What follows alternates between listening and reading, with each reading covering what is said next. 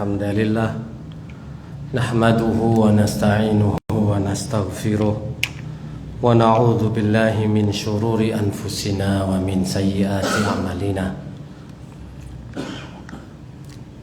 من يهده الله فلا مضل له ومن يضلل فلا هادي له أشهد أن لا إله إلا الله وحده لا شريك له وأشهد أن محمدا عبده ورسوله يا أيها الذين آمنوا اتقوا الله حق تقاته ولا تموتن إلا وأنتم مسلمون يا أيها الناس اتقوا ربكم الذي خلقكم من نفس واحدة وخلق منها زوجها وبث منهما رجالا كثيرا ونساء واتقوا الله الذي تساءلون به والأرحام إن الله كان عليكم رقيبا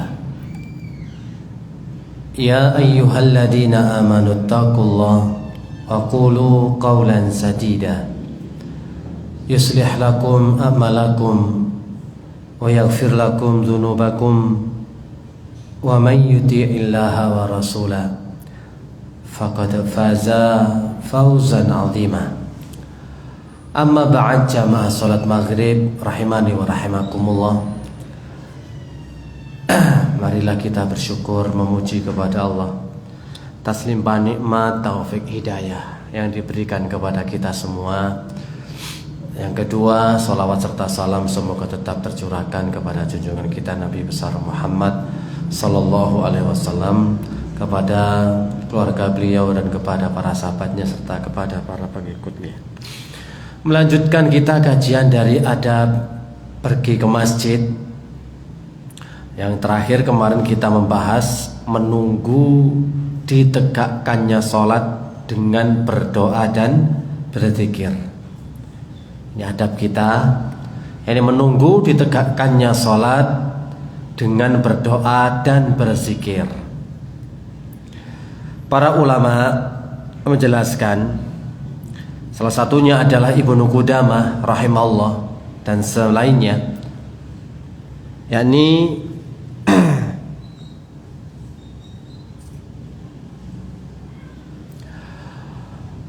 setelah sholat 2 rakaat hendaknya orang yang sholat untuk duduk menghadap kiblat.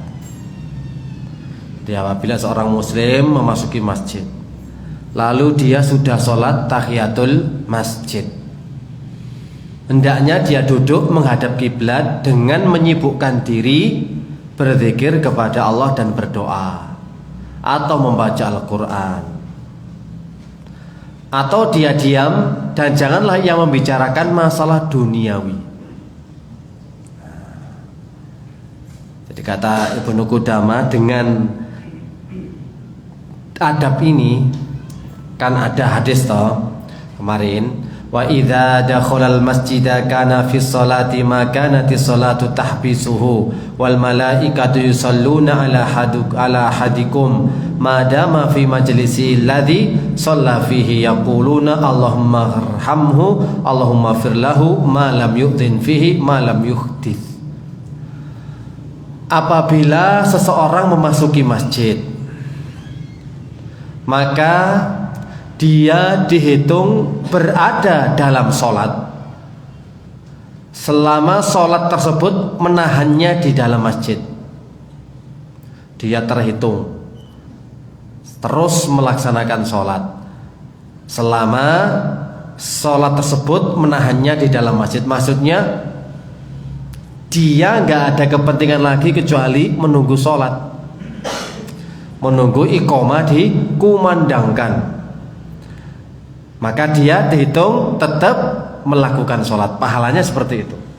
Lalu wal malaikatu yusallun, malaikat berdoa kepada kalian selama dia fi majlisihi madama fi majlisihi alladhi shalla fihi, selama dia berada di tempat sholatnya. Malaikat itu berkata, yaquluna Allahumma fir lahu Allahumma arhamhu Ya Allah, ampunilah dirinya. Ya Allah, berikanlah rahmat kepadanya.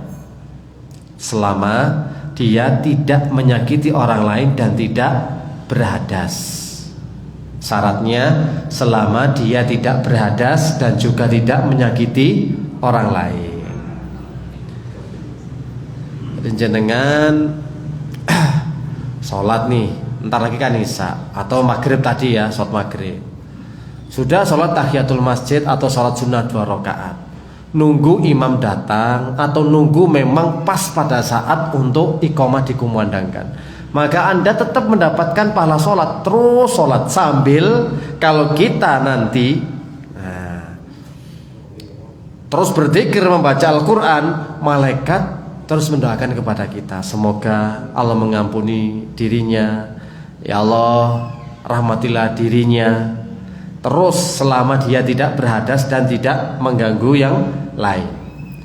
Hal ini juga serupa ketika dia sudah sholat, Assalamualaikum warahmatullahi wabarakatuh, Assalamualaikum warahmatullahi wabarakatuh, nunggu sholat isya, sama. Kalau dia tetap main nunggu, mendapatkan pahala, dimohonkan ampun oleh para malaikat.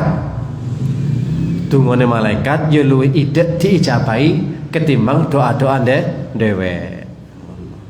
Allahumma arhamhu, ya Allah curahkanlah rahmat kepada hambaku. Pasti dikasih rahmat. Pakai syaratnya ngoten. Nah, yang dipertanyakan kemudian soal, apakah dia harus berada di posisi ketika dia sholat, duduknya di situ terus gitu loh ya. Nah, ini ulama berbeda pendapat. Yang dimaksud selama dia berada di tempat sholatnya, jadi nggak pindah-pindah. Assalamualaikum warahmatullahi wabarakatuh, Assalamualaikum warahmatullahi wabarakatuh. Wes meneng sampai nunggu waktu isya, diem aja. Ada yang mengatakan memang seperti itu akhirnya. Tapi pendapat yang kuat, yang penting tempat untuk sholat.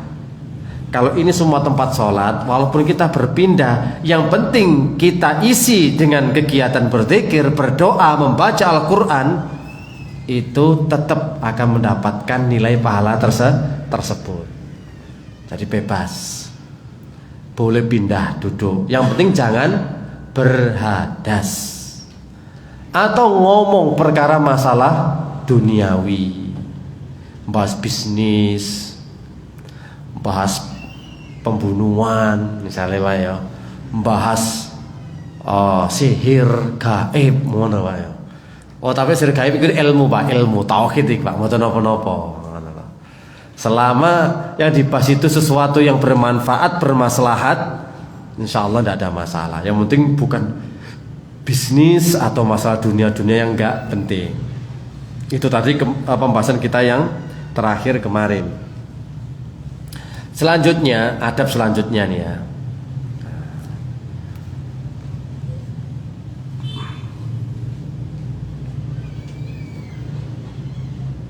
Mengagungkan masjid. Mengagungkan masjid. Bentuk mengagungkan masjid niku, salah satu contoh nih, hendaknya seseorang tidak bersuara dengan suara yang tinggi. Mengagungkan masjid, nggak boleh berdagang di masjid, nggak boleh tengkar di masjid, keluar dulu gitu ya. Misalkan mau tengkar nih ya di dalam masjid, oh nggak boleh, kita mengagungkan, ayo metu, wah ngono lho wis ngono. Nek sampean lanang ayo metu, ngono. Soalnya ki masjid kapi. Bukan kok di masjidnya aja nggak bagus Pak, tukaran iki nggak api. Ya, jangan dipahami, oh berarti kalau di masjid nggak boleh tukaran, nek di luar masjid gak apa-apa. Ayo wis sembarang wis. Ojo Pak. Bermain-main, membuat gaduh atau duduk tidak sopan. Kok nang masjid duminuan, catur, nah, gitu ya. Ayo sampe ngenteni sak sekak ae nang jaba ngono. Nah, nang halaman teras, wih sekak. Itu namanya bukan mengagungkan masjid, atau meremehkan masjid dengan tindakan-tindakan yang nggak benar gitu loh ya. Hati-hati di dalam masjid. Seret. Nah, masih HP-an delok opo ae, metu dhisik aja nang masjid. Lebe metu ndelok film opo ta opo ngono. Nah, keluar. Ini dalam rangka untuk mengagungkan masjid. Tapi sakniki niku wis masjid sami mawon plus wifi ya. Enten wifi nih. Dan pencuri juga nggak peduli masjid kotak piro digondol. Jare sing petugas masjid lah yo kok gak wedi yo nyolong duwe umat. Aduh, jenenge maling ku gak duwe urusan ngene iku, Pak. Tak kok wedi gak ngarep dicolong kotak amal niku. Ngoten to. Nah, mikir lah yo gak wedi ta karo siksane Gusti Allah. Kok nyolong kotak amal. Sampeyan husnudzon ae wis paling kebebeng kan duit ngono ae lho wis. Tadi tola-tole golek utangan gak ono wis nang masjid iki paling. Diutang dhisik paling Pak. Engko nek wis duwe disauri. Dulur aku nyelang dhisik dulur ya nek duwe tak balekno ngono. Ya cuma aku gak sok ngomong sementara iki ngono. Jenenge husnudzon. Aduh. Sing ngono lah, maling ijine kurang ajar jare ngono Pak. Gak duwe sopan santun, gak beradab. Emang ono maling sing punya adab. Nek maling beradab berarti sopan kok Pak. Ngapunten kula pengin nyolong. Nyuwun sewu nggih kula pengin merampok monggo sampeyan setoraken dompete. Pun sak kersa mboten napa-napa kula. Kuwi jenenge sing beradab Pak. Memang demikianlah kita disuruh mengagungkan rumah Allah. Ini rumah Allah soalnya. Masjid itu rumah Allah. Nggak layak dipergunakan, ditempati untuk perkara yang sia-sia. Mas hati-hati. Kalau niki sian niku sik eling. Jenenge masjid musala. Damel bolos sekolah ngoten. Enak cangkruan sampai rokokan enak. Kalau sing karo-karo, tetep akhirnya diurus takmir. Bolos sekolah nang kene gak pantes. Wah. Biyen niku wis bolos niku biasa, Pak. Banang masjid, banang pasar, banang dingdong, banang apa mawon. Sementing biyen niku dingdong iki mboten enten nggih dingdong niki. Generasine saiki wis apa ae ku? Apa COC ngono lho Pak ya. Niku COC iki FF Pak, aja lali Pak, FF. Bu FF niku opo sih?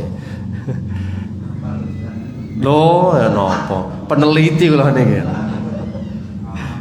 Pengalaman, Pak. COC niku opo sih? Nek VOC semerap kula.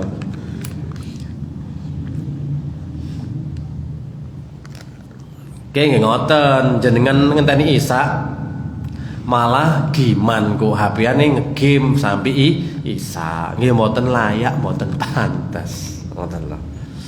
Itu cara mengagungkan masjid. Adab selanjutnya, nah, ini penting nih, mengaitkan hati dengan masjid.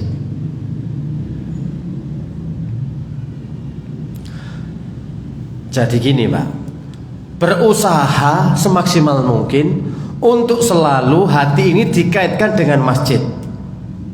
Berusaha mendatangi masjid sebelum sholat, menunggu sholat dengan berzikir, beribadah, ya setelah safar, ke masjid gitu. Nabi kan seperti itu toh. Sebelum safar bepergian masjid, sholat isi 2 rakaat. Pulang dari safar, sholat lagi ke masjid 2 rakaat. Karena hatinya betul-betul terkait dengan masjid. Dan ini keutamaan yang diberikan Allah Subhanahu wa taala kepada 7 golongan. Salah satunya ini, Pak. Sab'atun yudhilluhumullahu fi dhillihi yauma la dhilla illa dhilluhu. 7 golongan yang nanti kelak mendapatkan naungannya Allah, di mana tidak ada naungan lagi kecuali naungannya Allah. Salah satunya adalah rajulun qalbuhu mu'allakun bil masajid. Seseorang yang hatinya selalu bergantung ke masjid. Kapan ndang sholat ngoten lho. Kerasan nang masjid ngoten lho Pak. Bowetah pokoke. Ket maghrib sampai isya, duhur sampai asar, asar sampai maghrib. Waduh, isya sampai subuh lah gak mulai belas ini gila. Ya mesti san Pak kono nggawa kemul bantal aja mulai pisan lah ngono nggih. Karo bojone. Wah, podo aku iki belajar mraktekno menghormati mengagungkan rumah Allah. Ya aku sapa masjid, tenang hatiku. Iya sampean tenang, sing nggo omah iki mangan apa? Ngono to.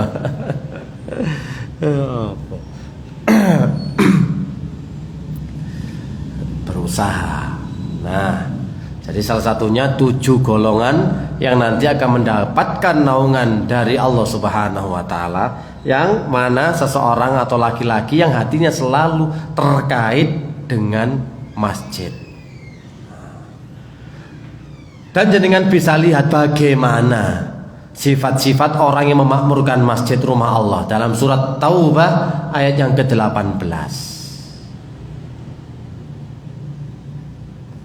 Innama ya'muru masajidallahi man amana billahi wal yaumil akhir wa aqama sholata wa ataz zakata wa lam yakhsha illallah fa'asa ulaika ayyakunu minal muhtadin.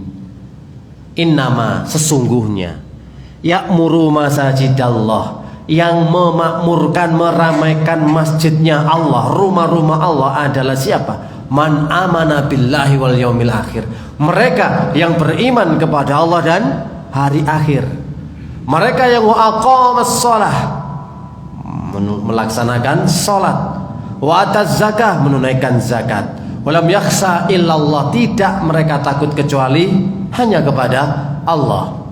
Fa asa ulaika ayyakunu minal muhtadin, dan berharap mereka termasuk orang-orang yang mendapatkan petunjuk dari Allah Azza wa Jalla. Jadi orang yang memakmurkan masjid mendapatkan keutamaan bimbingan petunjuk dari Allah. Masya Allah Pak. Di surat yang lain, surat An-Nur ayat 36 sampai 38. Surat An-Nur 36, 37, 38.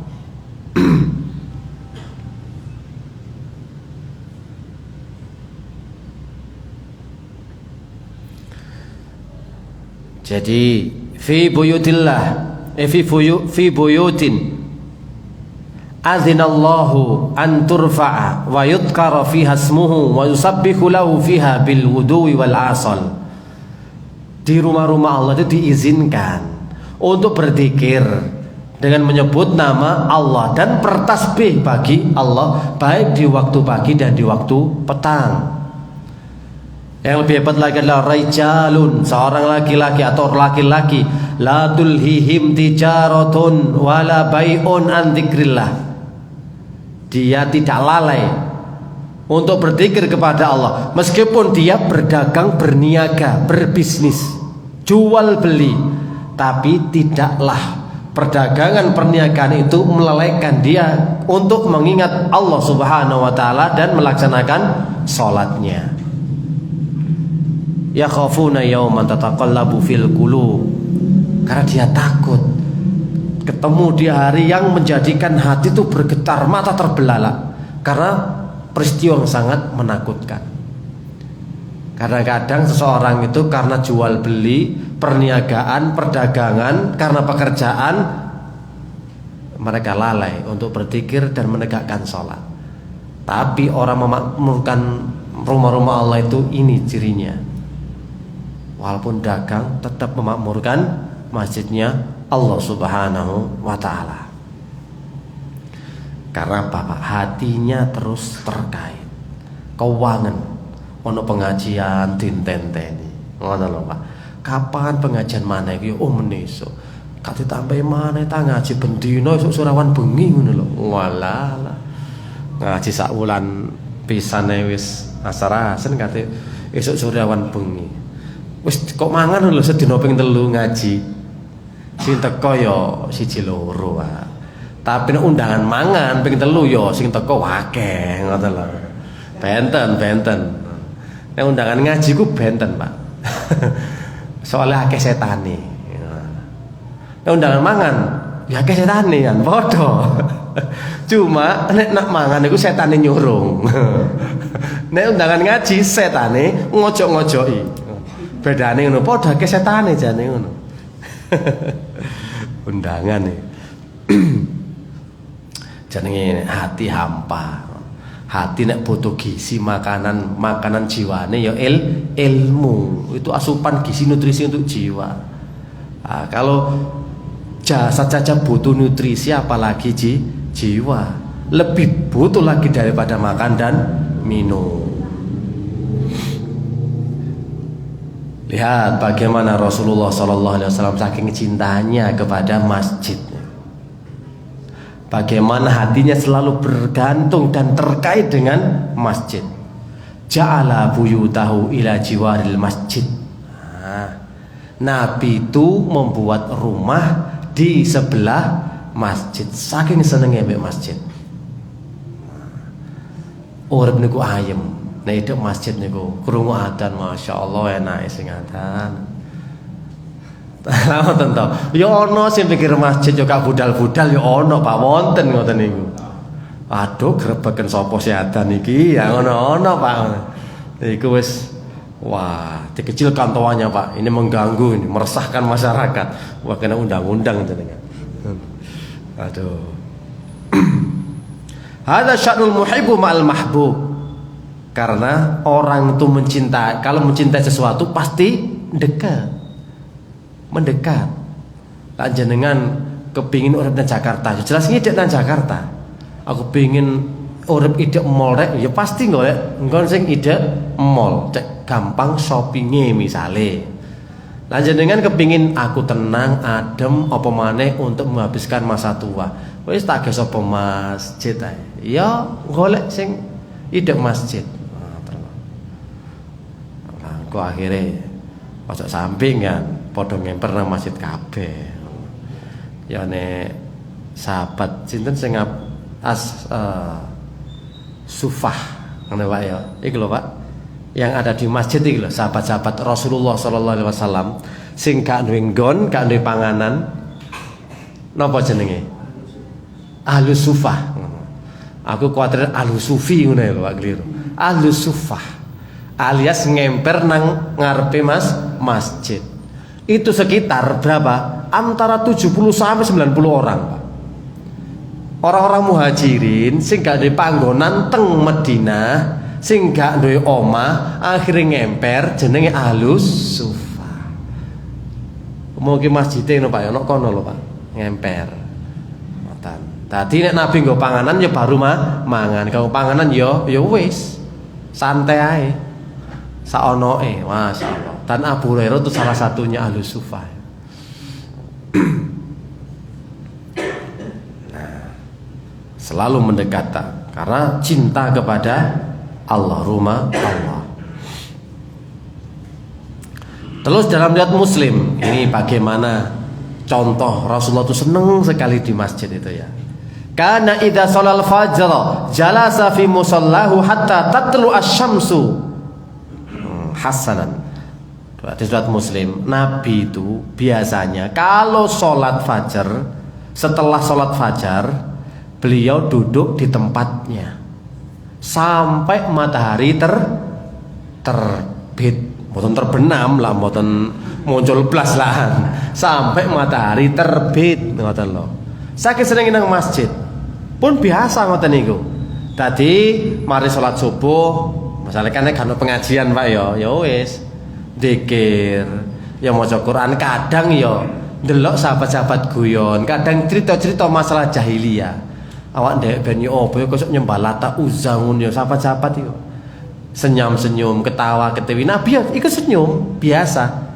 Sampai waktu fajar sudah terbit baru Nabi mantu. Itu juga diamalkan, dilakukan oleh Syekhul Islam Ibnu Taimiyah, Ibnu Qayyim dan ulama-ulama yang lainnya. Sebab kata mereka zikir itu merupakan gizi bagi hati. Laksana air bagi ikan. Kalau ikan nggak ada air mati. Sama orang mukmin kalau nggak ada zikir dalam hatinya, yo hatinya mati.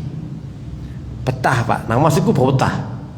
Imam Abu Hanifah betah nang masjid, sampai pernah nginep nang masjid Imam Abu Hanifah nih.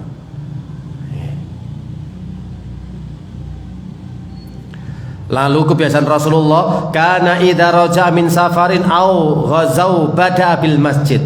Nabi kalau pulang dari safar atau pulang dari perang atau berangkat safar dan berangkat perang, beliau memulainya dengan masjid. Di masjid. Salat dhisik, salat di masjid. Fa shalla fihi rak'ataini summa yanqalibu ila baitihi. Kalau sudah pulang dari safar Pak ya, pergi ke masjid, setelah sholat 2 rakaat baru pulang ke rumahnya.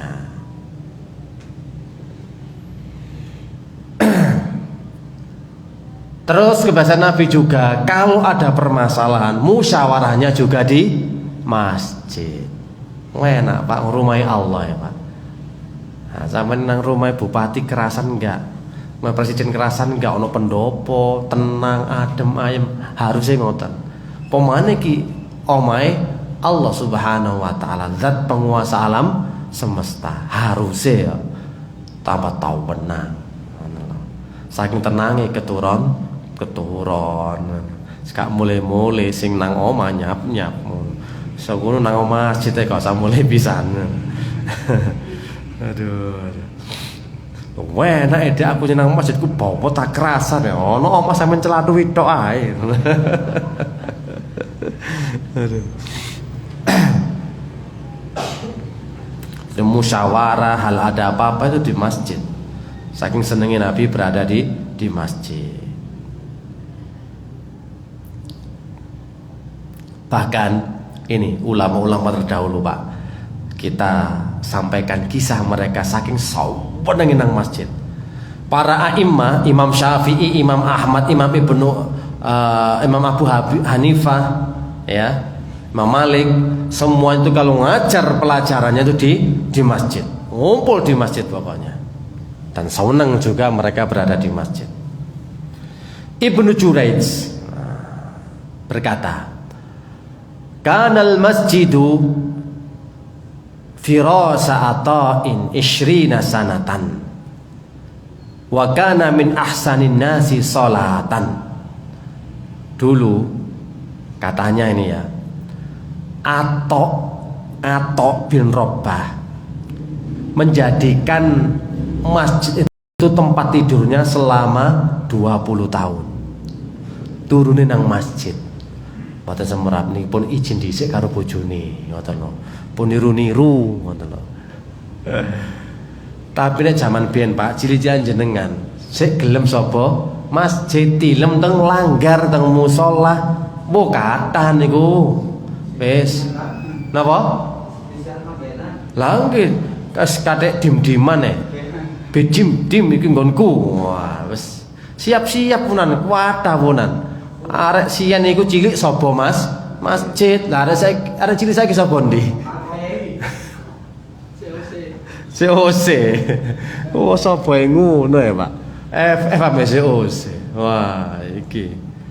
Ya akhirnya masjid ya sepi, kare wong sepuh-sepuh tok, wong nom-nom ya kaeneng penerus generasi penerus bangsa mboten enten. Nek sian niku kula sik menangi soalnya sik menangi. Turu musala niku sik menangi ya. Kadang-kadang diwedeni titik-titik ngono ya seneng ngono iku. Glodak-glodak apa ae wis. Lah ngoten to. Ya ana sing bantalan kentongan, klothuk nih kan klothuk kentongan. Saiki mboten kentongan ya, Pak, wis tit ngono wis. Dan niku tuk. Nah, klothuk nih. Sing jidor nggih jidor, tapi masjid bacapan jidor. Tapi nek nang musala langgar klothuk kentongan. Kayak turu ya saya. Tahu nek takbiran klothek sampai cemplong, biasane ngoten. Niku turune lho sampai 20 tahun nih. Ngoten. Masya Allah. Sapa masjid. Kula niki sik nate nom-noman niku turu masjid, tapi nggih niki jenan. Mboten enten tiyange. Wong cek enom, Pak. Kalau sing nglayoni anak bojo gak goleki. Wis aman wong sik enom. Turu masjid bebas. Kalau sing aru-aru sebabnya apa? Kekancingan omah ngono. Senengane melek bengi metu bengi ngono. Iki rek dok-dok iki gak dibukakno, bapak mak wis turu ya, wis turu ae masjid. Wis aman punan. Bebas teng masjid niku wis. Yol ombo, yolos, jeding yo ngijeni ngoten lho, Pak. Kula niki biyen niku nyowaman tilem teng masjid, walaupun sendirian. Yo pernah digodha yo pernah. Ngono. Aduh moro-moro kok lampu mati ngene iki. Iki sing godha iki wong apa ta? Setan. Wis gak ngerti seturu wae. Wae coba kula rasa-rasakaken. Saniki mboten eco. Katun dhewe saniki nang masjid.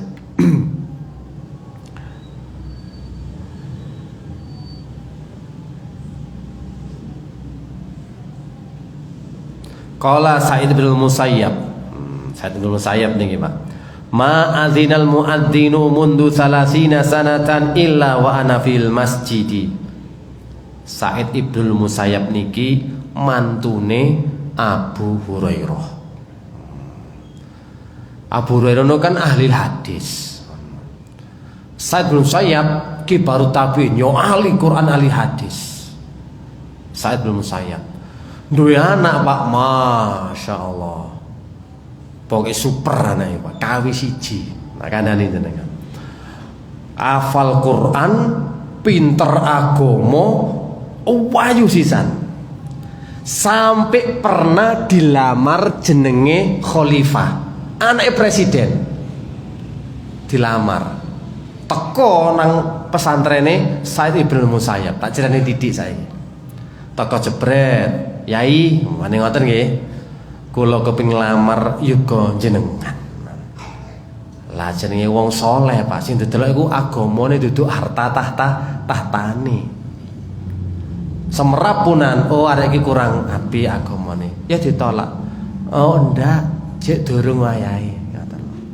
Durung wayahe. Bayangno, Pak, bojone presiden ditolak. Anake presiden ditolak. Lah nek jenengan umpamane anak sampean dipek mantu presiden, lho iso viral gak karu-karuan. Gorong rabi wis dilamar tok lho kabeh dikandhani. Lho yo kok mlebu TV nang TV One delok engko ya ngono. Anakku kok dilamar, tukar cincin misale.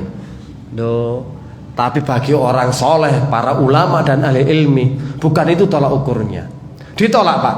Wis lananan ditolak. Oke. Lho ngene iku ana salah siji muridé Sa'id bin Musayyab. Belajar kok pirang-pirang dina gak ketok. Ditakokno, endi misale jenenge Pak Supri mau kok gak ketok ya pirang-pirang dina. Walah nggih kula padosi ngene.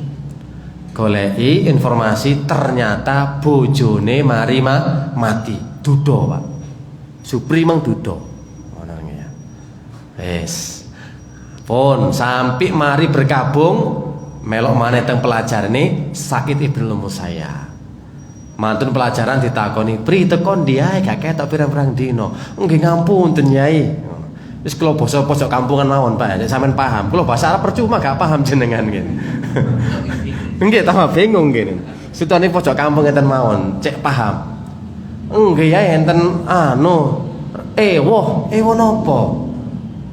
Bojo kula sedo. Walah. Ya paham. Ya wis dicelok maneh.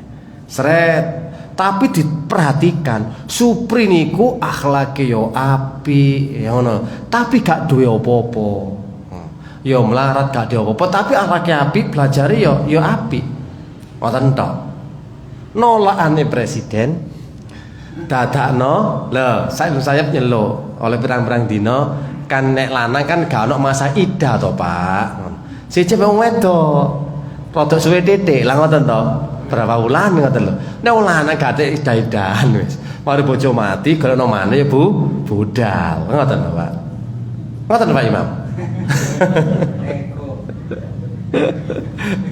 Nggih, lho niki budal ditawani. Pri, aku iki duwe anak wedok. Ya kira-kira sampai gelem ta ambek anakku. Loh, saestu ya ngono lho, ngoten lho. Ah sing tenanan nyipi apa aku iki ya, ngoten lho Pak. Kula niki mboten gadah napa-napa, mboten gadah yatra, mboten gadah pekerjaan tetep. Kok jenengan milih kula napa? Wis talah, gelem gak? Wah, budal. Ngoten lho Pak. Ngoten lho. Ya insyaallah. Lah anake langsung, "Nak, rabi ambek iku ya." "Oh, nggih, Bi. Nurut, Pak. Zaman biyen." Lho, jaman biyen. Jenengan pasti didodokno sing tuwa-tuwa niki, biyen. Ya sik pernah lah ana jodoh-jodohan, makane kadang 2 wulan sik mencep-mencepan, sik jawil-jawilan gurung gelem. Oleh pirang wulan ngono baru wis. Biyen niku jaman nonton biasa, Pak, dijodokno biasa wis.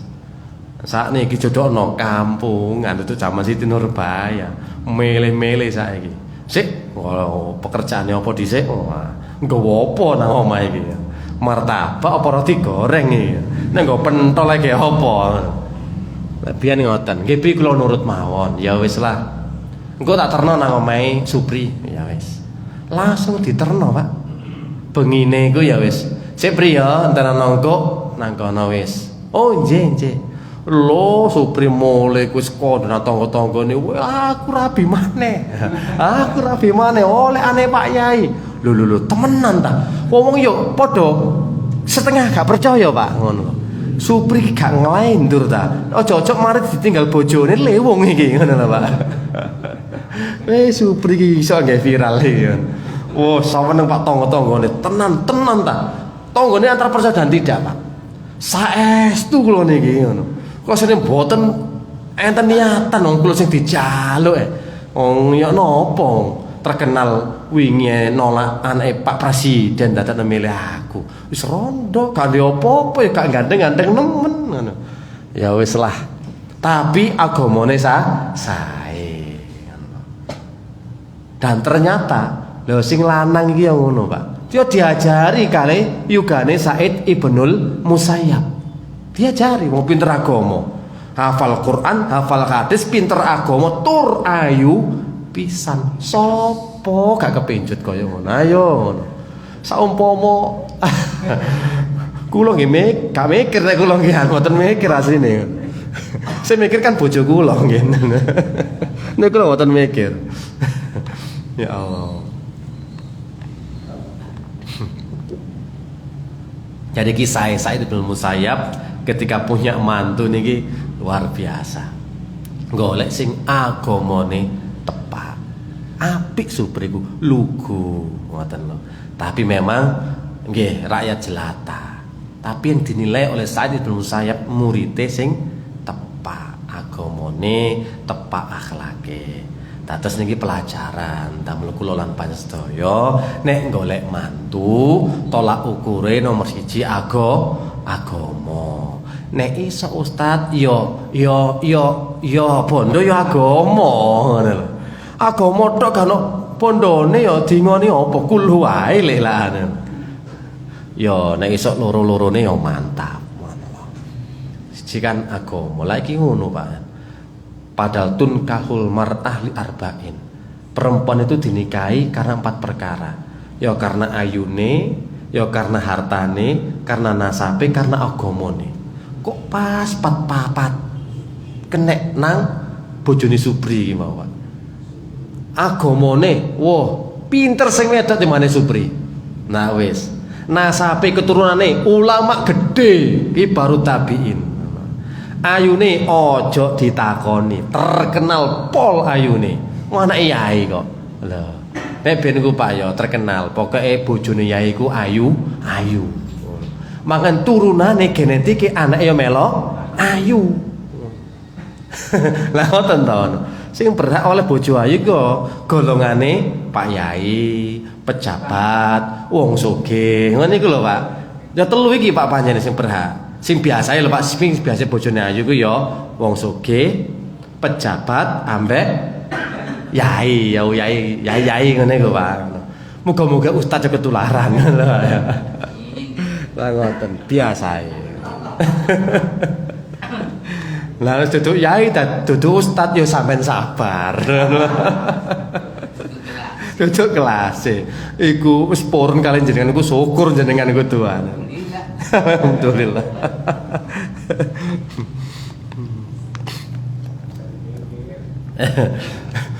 Wis cok dipikir wis kedaluwarsa pisan. Nggih mundak ruwet. Ya wis mungkin duduk yai, duduk pejabat, duduk wong sugih. Ya wis nrimo ing pandum ngoten mawon. Nggih wis padha ditingali. Ya Allah, tak syukuri ya Allah ngoten. Pas kajeng tilem, pas mantuk teng griya sampeyan intip karo jenengan. Masyaallah iya rehan. Bener omongane ustaz mau ya. Wong telu sing bojo ayu iku golongane. Ya. Catahe. Saya mentingali Pak, pejabat, wong pejabat menang mele, Bang. Wong sugih ya menang mele. Mesti sampean kan mindere gara-gara ngono to. Iya.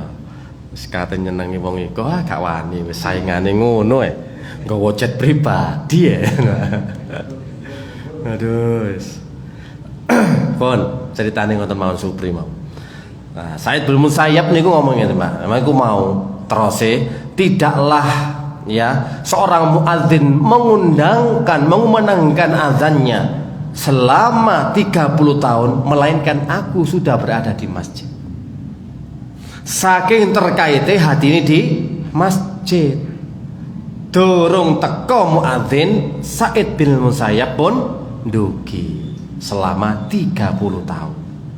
Bahkan dalam riwayat yang lain, ma fatatni salatu fil jamaat, ma fatatni salat fil jamaati mundu arba'ina sa'atan, arba'ina sanatan.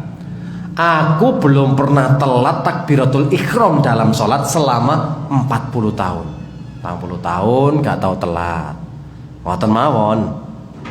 Sehingga man hafadha ala salawatil khamsi fi jama'atin faqad malal barr wal bahri ibadah.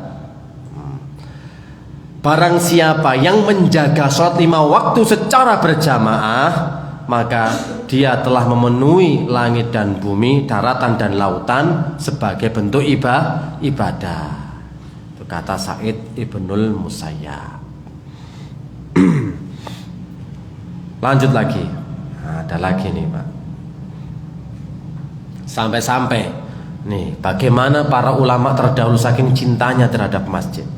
Wa kana Rabi'u ibnu Haytham ba'dama saqata sakuhu usibu bis salal yuhadi baina rajulani ila masjid qaumi. Rabi' bin Haytham niku pernah jatuh sehingga mengakibatkan beliau itu lumpuh.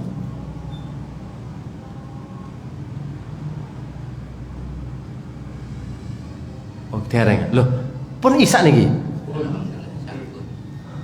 Kok mboten titit? Oh, alah. Wah, gara-gara cerita Supri mah ya. Aduh, gara-gara Supri ya. Ketok. Supe gambaran kula. Sisa gara-gara Supri niki. Loh, pancen Pak damel rebutan jene. Apa yogane Ibnu Sal terkenal, wis pinter agamane tur wayu. Kabeh padha nglamar. Sing nglamar duduk wong tingkat RT RW mboten tember-tember. Yo pejabat barang iku mau, Pak. Ternyata mboten ngoten digoleki agama. Mbok seandene kok ana jaman saiki koyo Said bin Musayyab yogane ngoten lho maksudnya. Masyaallah. Wis kaya nopo.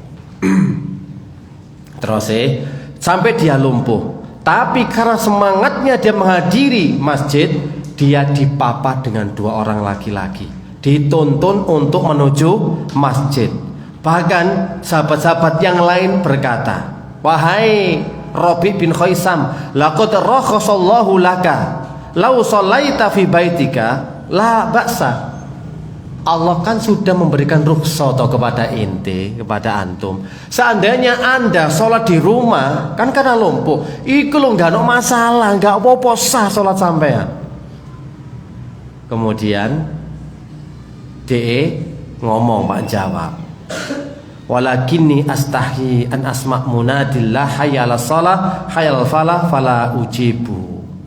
Aku iki izin, saya itu malu jikalau saya mendengar seruan Allah Subhanahu wa taala, hayya 'alas shalah, ayo salat, hayya 'alal falah, ayo menuju kebahagiaan surga, kampung akhirat, terus aku tidak mendatanginya. Izin aku.